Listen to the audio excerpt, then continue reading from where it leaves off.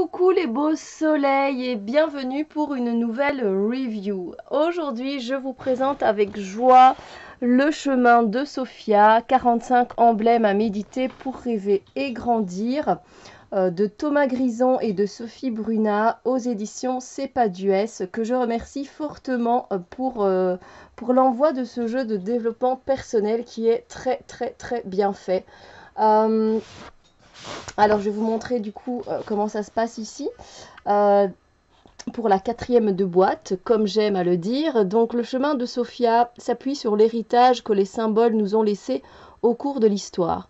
Ils enrichissent notre parcours personnel et nous font progresser dans notre cheminement intérieur. Il ne s'agit pas ici d'offrir des réponses toutes faites qui réduiraient le champ des possibles, mais de proposer des clés d'interprétation. Elles seront des compagnons de route efficaces afin d'aiguillonner la rêverie et d'alimenter la réflexion. Par cette réflexion, par cette rêverie, vous seront fournies les belles bûches capables d'alimenter ce grand feu de la pérégrination intérieure grâce auquel tout s'éclaire, tout s'illumine et tout s'agrandit. Donc c'est une petite maison d'édition que j'ai découvert et je trouve que, en tout cas là, ils ont fait quelque chose de très beau et de très intéressant, de très enrichissant. Moi qui adore apprendre des choses, eh bien je suis super satisfaite. Donc on a les cartes qui se trouvent déjà dans un superbe pochon, j'adore violet, alors il est un peu pailleté comme ça, je ne sais pas si vous allez pouvoir voir parce que le soleil joue à cache-cache. Et puis on a un petit livret, alors oui certes il est petit, mais alors qu'est-ce qu'il est intéressant, mais qu'est-ce que je me régale d'informations, c'est juste trop topissime. Alors, comme quoi, moi j'adore, des fois, je vous l'ai déjà dit, hein, mais des petits livrets, des fois comme ça, c'est des pépites. Et celui-là, eh bien, c'en est une. C'est une pépite. Alors, je vais essayer de vous montrer ça. Alors, j'espère que vous voyez assez bien. Voilà. Donc, ça bouge. Ici, voilà, il nous souhaite quelque part la bienvenue. Voilà, vous avez choisi le chemin de Sophia et nous nous en réjouissons. Et ils expliquent effectivement que cette suite de cartes s'inscrit dans la grande tradition des livres d'emblèmes qui furent publiés dans toute l'Europe entre le XVIe et le XVIIIe siècle par des auteurs illustres tels que, et ils citent différents auteurs, et c'est aussi pour leur rendre hommage qu'ils ont créé aussi cet oracle, ce jeu de développement personnel. Alors, voilà, ils n'avaient pas envie d'offrir, comme ils le disent ici, des réponses toutes faites qui ne feraient que réduire le champ des possibles, mais plus de proposer des clés d'interprétation, qui soient des compagnons de route, et ça c'est super sympa, effectivement. Alors, ici, on a des conseils pratiques hein, qui nous donnent. Donc, ça, c'est toujours sympa à lire. Et puis, alors, ce qui est bien, c'est que c'est un peu en deux parties. Ici, en fait, vous allez avoir, si vous voulez, des questions pour chaque carte que vous tirez. C'est-à-dire que vous allez tirer la carte, et bien ici, par exemple, de la tradition. Vous allez aller voir, c'est la carte 2. Qu'est-ce que ça vous dit? L'arbre. Si vous tirez cette carte, méditez sur ces questions. D'abord, de quelle manière vous identifiez-vous à l'arbre? Donc clairement, vous pouvez faire du journaling, vous pouvez commencer à écrire, voilà, de dire ce qui vous vient, comment vous vous identifiez à un arbre. Est-ce que vos racines sont profondes? Est-ce que vous les ressentez? Comment est votre tronc, votre corps physique, etc. Pardon. Et ensuite, comment prenez-vous soin de vos branches et de vos racines? Le reste, enfin, vous appartient. Donc, je trouve ça sympa qu'on ait de quoi justement avoir, de quoi réfléchir, de quoi être dans la réflexion et voilà, de commencer un petit chemin justement avec Sophia. De commencer ce chemin par une question. Et donc, on a à chaque fois, pour chaque carte, on a des questions. Et ça, je trouve ça super sympa. C'est vraiment le genre de jeu que j'aime. Et ensuite, on a les cartes. Et là, on va avoir une explication un peu plus complète. Et en fait, à chaque fois, vous allez trouver la devise qu'il y a en dessous voilà, de la carte qui est reprise ici au-dessus. Et ensuite, tout un texte qui est très informatif. Et j'adore ça, je trouve ça mais tellement bien fait. On va piocher une carte, hein, je vais piocher une carte à la fin. Et voilà, et puis le petit livre s'arrête là, mais c'est une pépite. C'est juste une pépite, les amis. Donc après, ouais, je vais piocher une carte. J'essaye d'y penser parce que des fois je dis ça et puis j'oublie. Donc c'est pas bien, Steph, c'est pas bien. Je vous montre les cartes de suite. Donc peut-être que vous allez voir un peu mieux qui brille ou pas. En tout cas, super. Un travail éditorial très bien fait. Donc on a ici le dos des cartes. J'espère que la lumière rend hommage. Et alors la tranche des cartes, elle est marron foncé ou noir en fait, j'hésite, mais ça rend très bien. Alors, eh bien, on commence.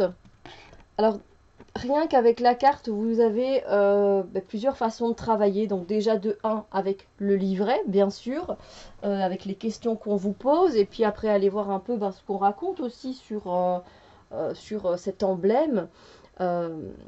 Vous pouvez travailler rien qu'avec la carte si vous voulez, travailler avec la numérologie, travailler avec le mot que vous voyez et ici donc la petite devise et puis carrément peut-être rien qu'avec l'illustration. Laissez-vous porter, c'est à vous d'interpréter les choses telles que vous les ressentez bien sûr. Hein.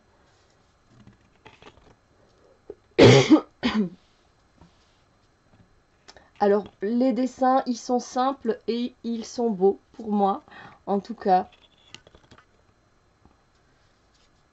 La qualité des cartes, c'est un papier qui est cartonné comme ça. Il est vraiment de bonne qualité, vraiment. Vous savez bien de toute façon que je suis assez transparente dans mes vidéos. Donc, si c'était une qualité moindre, je le dirais sans doute.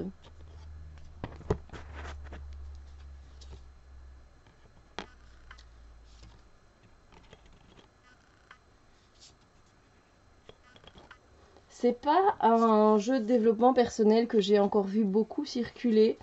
J'avais vu la vidéo de Claire de la Lune, que je vous invite à aller voir aussi, hein, parce qu'on a différentes façons de ressentir les choses et on a différentes perspectives pour un jeu de développement personnel.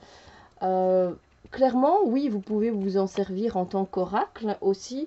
C'est un outil de méditation, un outil de perspective, un outil de réflexion. Donc, il apporte pas mal de choses, ce jeu. Et ça, c'est bien. C'est un peu un multitâche, comme j'aime à le dire. Et ça, c'est top.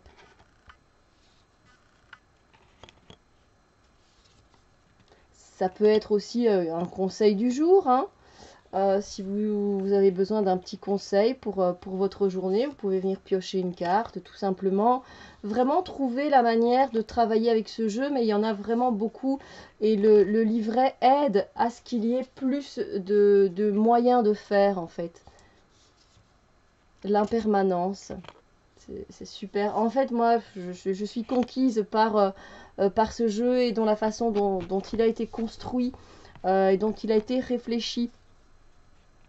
Il a été très très bien réfléchi. Donc j'espère que vous avez le temps de voir les illustrations. N'hésitez pas à faire pause si je vais trop vite.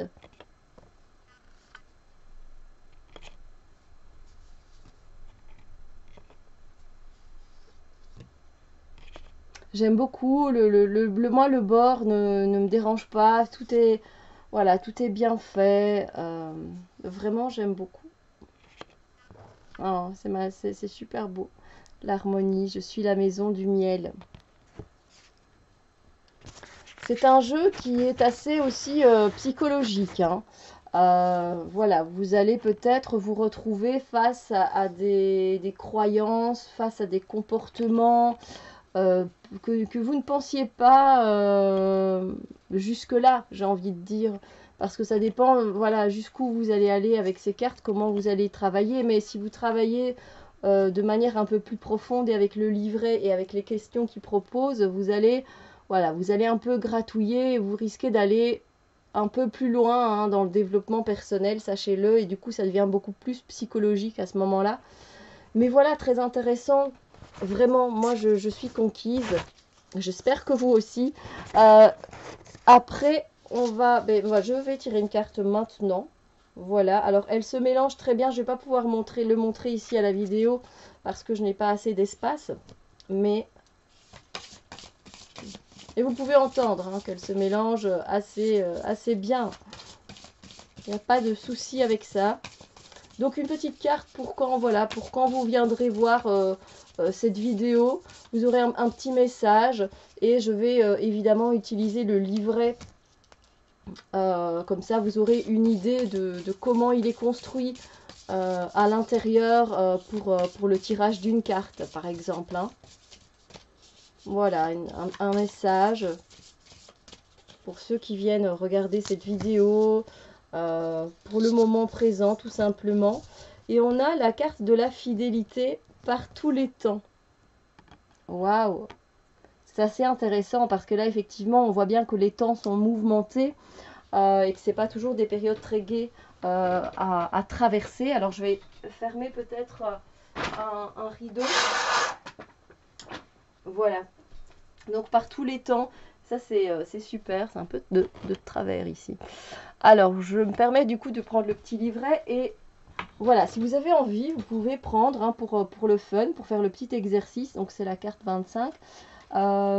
Notez les questions que je vais vous poser. Et puis après, faire pause si vous avez envie dans la vidéo. Et puis de venir un petit peu écouter le reste. Qu'est-ce que. Enfin, la signification de cet emblème, si vous voulez, d'avoir plus d'infos.